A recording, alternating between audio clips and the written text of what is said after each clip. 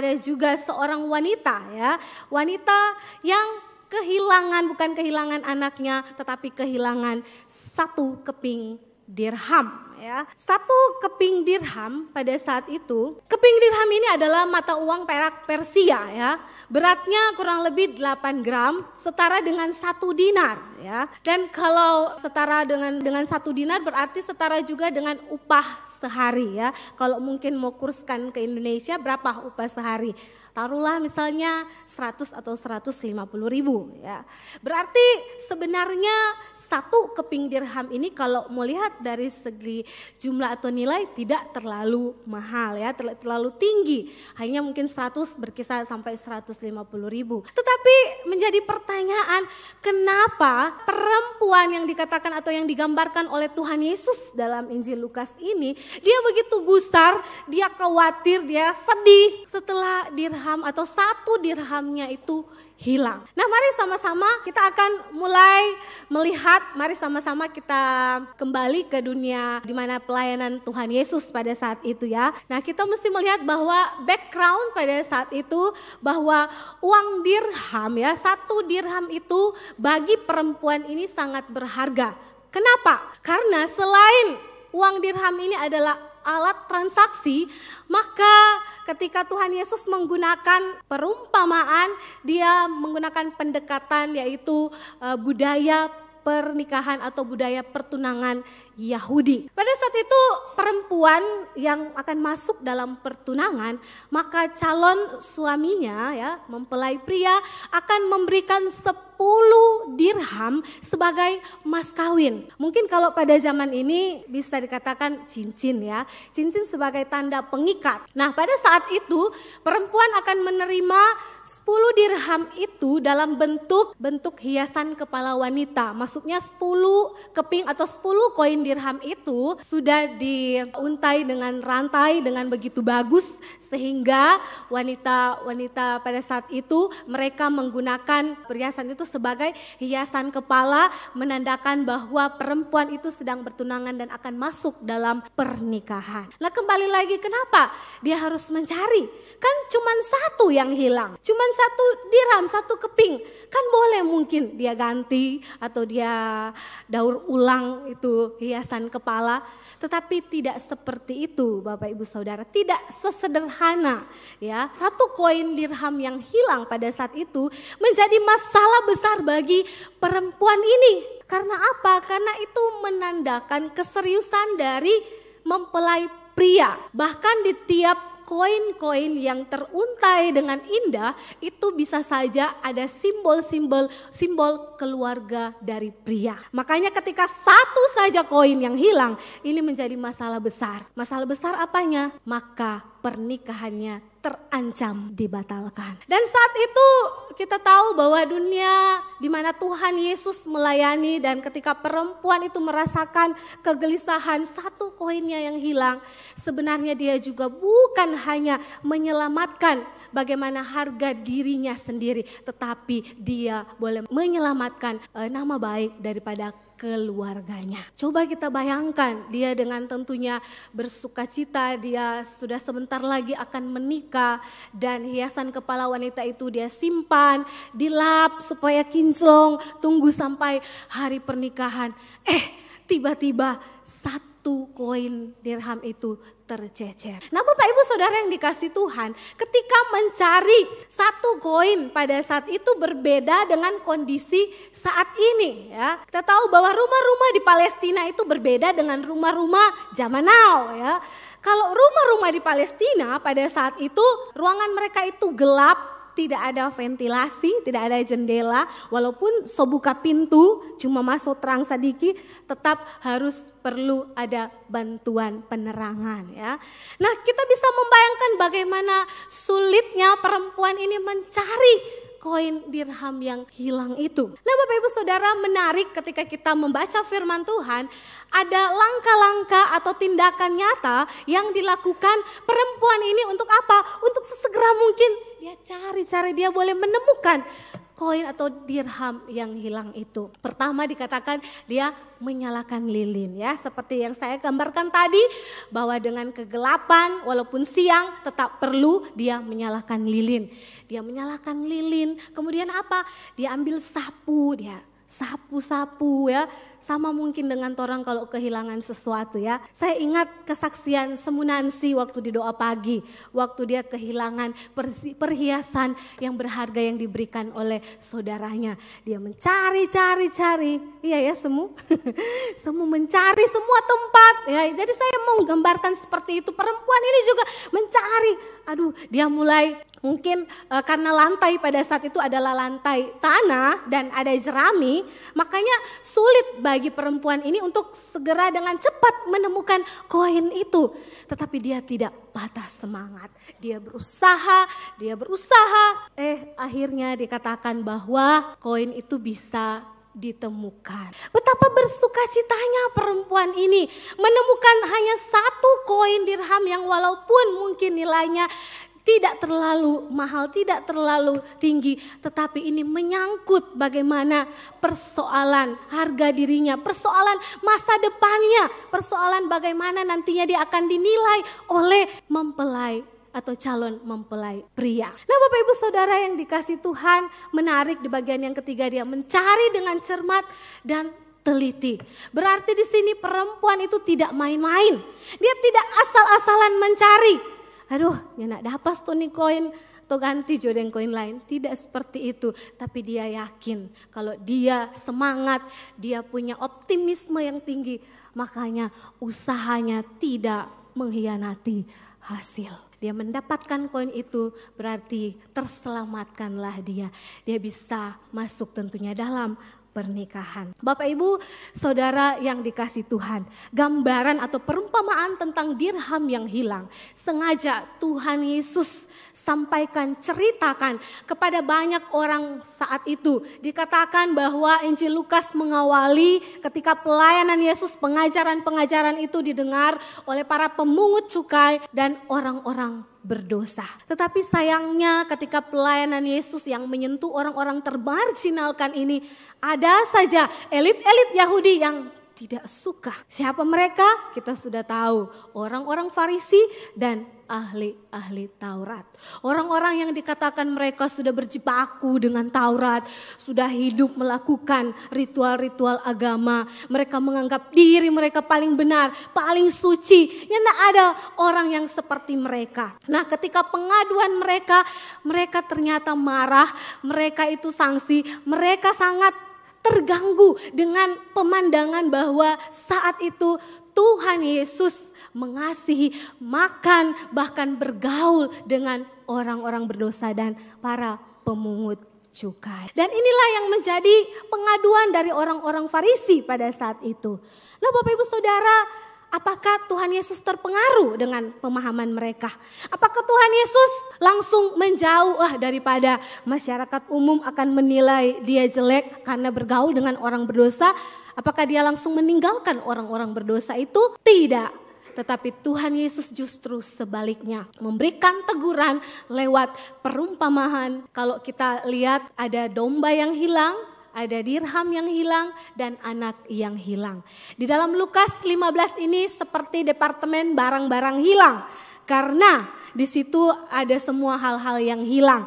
Pertama domba yang hilang, kemudian dirham yang hilang, dan kemudian anak yang hilang. Sebenarnya perumpamaan ini bersifat progresif. Pertama Tuhan memberitahukan bahwa orang berdosa itu seperti seekor domba yang hilang. Tuhan Yesus mengasihi mereka, maka dia berkata kalau seorang gembala punya 100 domba dan ada satu saja yang hilang, maka sang gembala akan mencari walaupun hanya satu ekor domba. Karena apa? Karena setiap jiwa itu berharga di hadapan Tuhan. Kemudian dia melanjutkan lagi supaya apa? Supaya mata ataupun pikiran hati daripada orang Farisi itu boleh terbuka, boleh terbelalak melihat pengajaran Yesus yang walaupun sederhana tapi punya nilai-nilai rohani yang sangat mendalam. Tetapi mungkin sampai di dirham yang hilang mereka masih meraba-raba.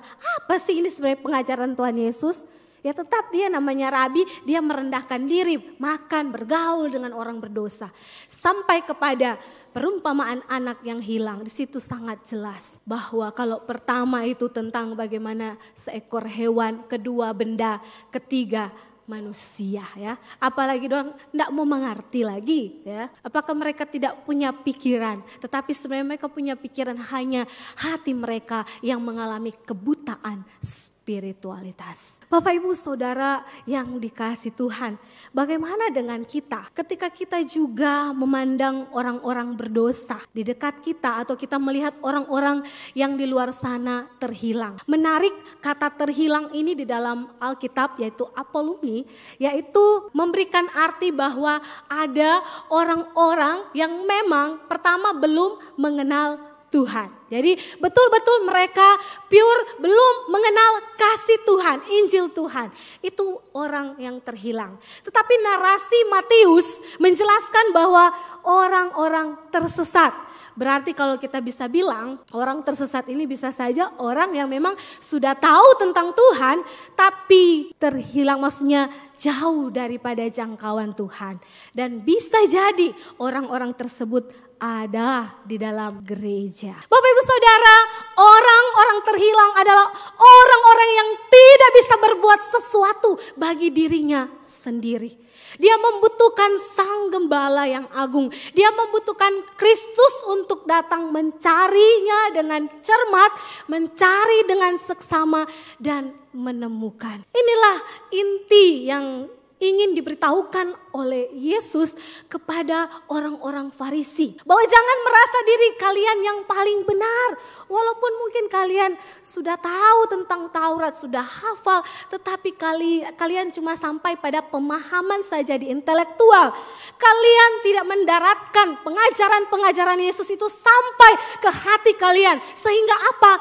Kalian memandang orang berdosa itu sebagai apa? Sebagai orang yang bejat. Kalian memandang dengan mata yang tajam dan sadis.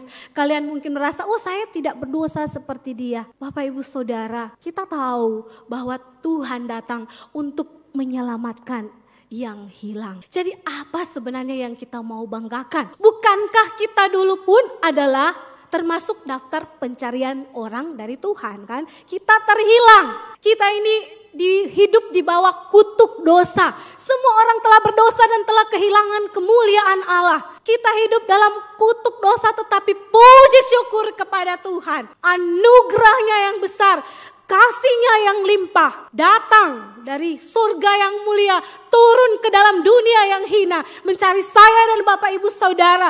Untuk apa? Untuk menikmati anugerah Tuhan yang luar biasa dalam hidup kita. Bapak Ibu Saudara, bukankah kita takjub akan hal ini? Tapi sering kali jebakan-jebakan Farisi lebih dominan untuk kita adopsi dalam kehidupan kita. Karena apa?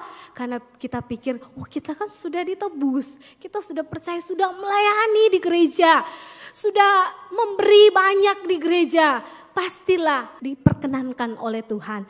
Tapi pertanyaannya, apakah seperti itu? Tidak, Bapak Ibu Saudara. Tuhan merindukan hati yang sungguh mau diubahkan setiap waktu. Ketika kita bergumul, berjuang, jatuh bangun dengan dosa, maka kita terus butuh anugerah Tuhan untuk mencari dan selalu memulihkan kehidupan kita. Bapak Ibu Saudara yang dikasihi Tuhan, maukah kita masuk di dalam satu komunitas dirham ya. Komunitas dirham berarti komunitas yang punya mata seperti Tuhan, punya hati seperti Tuhan, punya telinga yang mendengar keluhan setiap orang yang ada dalam keputusasaan. Dunia ini sedang tidak baik-baik saja, Bapak Ibu Saudara. Orang yang terhilang di luar gereja dan di dalam gereja itu banyak sekali. Hanya saja kita yang suka sekali untuk membisukan mulut kita. Kita menahan Injil itu hanya untuk diri dan keluarga kita. Apakah kita mau berbagi di dalamnya? Bapak Ibu Saudara, ada dua hal yang kita pelajari dari perumpamaan dirham yang hilang. Pertama kita belajar adalah kasih yang tidak pernah melepaskan kita. Seorang teolog Jerman, Karl Barth, pada saat diskursus kelasnya, ada satu mahasiswa berkata atau bertanya kepadanya, Pak dosen atau Pak Dokter, menurut Anda? Bagaimana Anda memahami kebenaran tentang Tuhan di dalam hidupmu? Dan secara langsung atau secara lugas, Calvert ini menjawab, saya menyatakan bahwa dalam perjalanan hidup saya, Yesus sangat mengasihiku. Bapak Ibu Saudara, hal yang penting yang kita tahu bahwa kalau Tuhan Yesus mengasihi Calvert, kita juga sangat dikasihi oleh Tuhan. Sepanjang perjalanan hidup kita, jatuh bangun kita mengikut Tuhan, kita tahu Tuhan, ada tangan Tuhan yang tidak pernah menyerah dan tidak pernah melepaskan kita. Seringkali kenyataannya kita yang melepaskan tangan kita kepada Tuhan. Tetapi kabar baik hari ini adalah seperti domba yang hilang, seperti dirham yang hilang, seperti anak yang hilang. Kita percaya, kita pun tetap digenggam oleh kasih karunia Tuhan. Bapak Ibu Saudara yang dikasihi Tuhan, kita adalah milik kepunyaan Allah, maka Ia mengasihi kita. Kasihnya itu terbukti lewat karya penyelamatan umat manusia dan dinyatakan oleh Yesus Kristus dalam karya kayu salib. Cross love inilah yang boleh menghidupkan kita, menghidupkan roh kita untuk kita bisa datang menghampiri Tuhan. Memang Dia Allah yang kudus, tetapi kasih-Nya itu membuat jembatan bagi kita untuk terus kita belajar mendekatkan diri kepada Tuhan. Bapak Ibu Saudara, kenyataan bahwa semua orang telah berdosa dan telah kehilangan kemuliaan Allah, tetapi ketika kita menerima anugerah itu, kita dibebaskan dari penghukuman itu. Maka bersyukurlah untuk hal ini. Amin. Tetapi tidak hanya bersyukur, Tuhan meminta action lanjutan dari kita. Tidak hanya kita, Tuhan terima kasih ya, seperti lagu yang sangat terkenal. Terima kasih Tuhan atas cintamu yang tak bersyarat. Oke, kita mengucap syukur itu baik. Tetapi ada langkah praktis yang harus kita lakukan sebagai umat Tuhan yang mau berdampak di dalam hidupnya. Bapak Ibu Saudara, menarik ketiga perumpamaan ini melihat dari satu frame yang besar, yaitu di dalam Lukas 14 ayatnya yang ke-34 dikatakan, garam memang baik, tetapi jika garam itu menjadi tawar, dengan apakah dia diasinkan? Tidak ada lagi gunanya selain dibuang maupun untuk pupuk, dan orang membuangnya saja. Siapa yang mempunyai telinga untuk mendengar, hendaklah ia mendengar. Inilah framework besar, kerangka besarnya ketika Kristus memanggil kita. Dan kalau kita berkata kita sudah hidup di dalam kasih karunia Tuhan, apa buktinya? Mana buktinya Bapak Ibu Saudara? Apakah kita sudah dengan cermat, dengan seksama juga melihat jiwa-jiwa yang tersesat dan terhilang? Ataukah kita hanya senang dengan lip service kepada Tuhan? Kita bilang kita mau mengasihi Tuhan, tetapi ketika dipanggil ada tugas untuk boleh menginjili, untuk boleh melayani orang-orang yang membutuhkan Tuhan. Tuhan, tunggu dulu, jangan kita. Biar Jo hamba Tuhan, biar Jo nanti ada bulan misi, biar nanti komisi MPIP tugas itu. Pusing amat, kita ini masih banyak pekerjaan, kita masih banyak urusan-urusan hidup yang masih tak putar-putar mali buku. Bagaimana kita bisa mau menginjili? Bapak Ibu Saudara, banyak sekali alasan. Kalau mau referensikan banyak sekali alasan. Tetapi mari kita pikirkan satu alasan yang jelas, bahwa Kristus sudah mencari dan menemukan kita. Apakah kita hanya puas dengan berdiam diri? Apakah kita hanya puas menjadi penonton di gereja ini? Apakah kita puas hanya menjadi penikmat-penikmat di gereja ini tanpa kita mau keluar action, kita mau bertindak? Untuk apa? Bukan untuk diri kita sendiri, tetapi kita tahu bahwa kita hidup dalam satu panggilan kerajaan Allah. Kita menghadirkan suasana kerajaan Allah di tengah-tengah dunia yang hampa dan hina ini. Bapak Ibu Saudara, selagi Tuhan masih berikan kita kesempatan hari ini, kita tidak tahu ujung waktu kita ada di mana. Tetapi pernahkah kita berpikir untuk membawa satu jiwa bagi Tuhan? Satu kali Bapak Ibu Saudara, yang kedua kita melihat bahwa kasih yang tanpa menghakimi. Ya. Bapak Ibu Saudara belajar ketika orang-orang Farisi yang suka menghakimi, maka kita diminta oleh Tuhan untuk melayani, untuk mengasihi orang-orang yang terhilang daripada jangkauannya. Rasul Paulus menulis tentang kasih yang agung, yaitu kasih yang tidak menyimpan kesalahan orang lain. Di dalam pernyataan ini maka Jonathan Edwards melihat dengan cermat suatu jenis kasih yang berlawanan dengan kesenangan mencari-cari kesalahan orang lain. Kasih adalah seorang hakim, namun bukan kasih yang menghakimi. Betul, Tuhan merindukan kita hidup dalam kekudusan, tapi kekudusan yang kita kejar bukan berarti mengabaikan kasih. Dan Tuhan menaruh hatinya bagi setiap kita. Apakah kita mengasihi jiwa-jiwa yang terhilang itu? Bapak Ibu Saudara, bahaya rohani terbesar adalah seseorang yang menganggap dirinya telah hidup benar.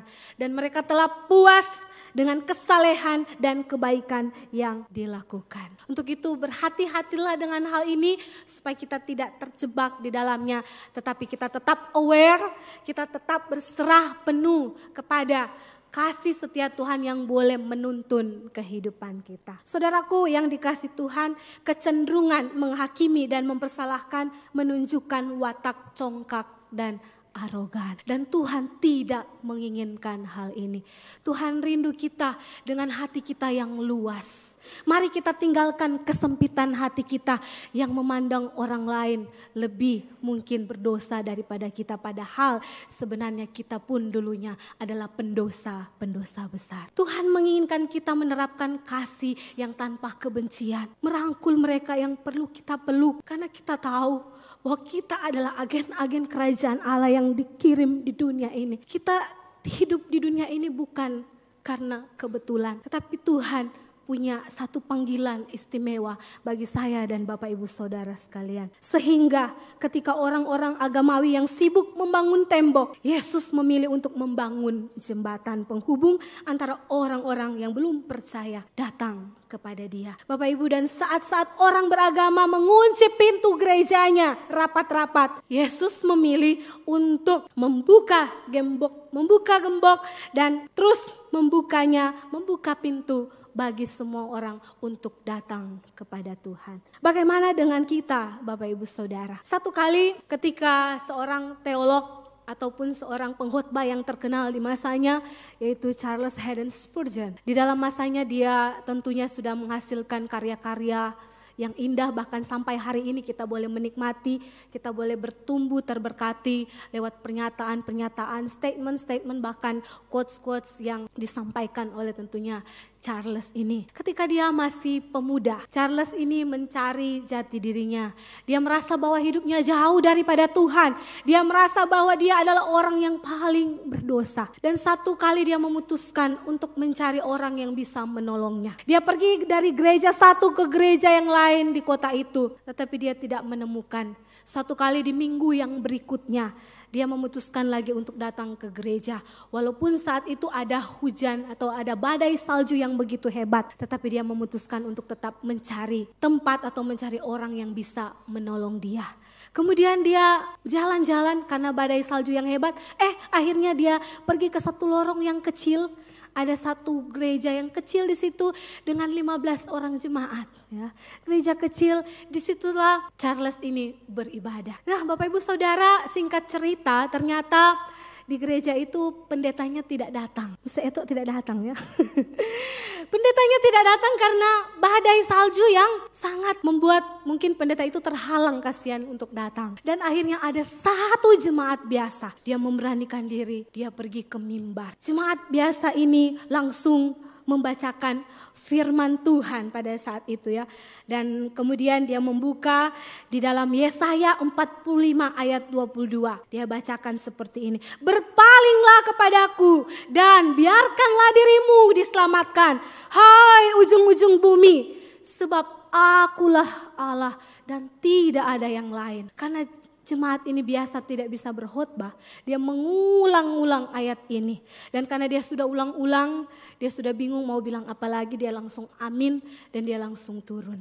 Kemudian dalam keheningan, disorot matanya langsung melihat Charles yang duduk paling belakang. Lagi murung, lagi sedih, dia datang, "Hai anak muda, mengapa engkau dalam keadaan murung, sedih? Ada apa dengan jiwamu? Ada apa dengan dirimu?" Dan dia langsung berkata bahwa keputusasaanlah yang dia hadapi.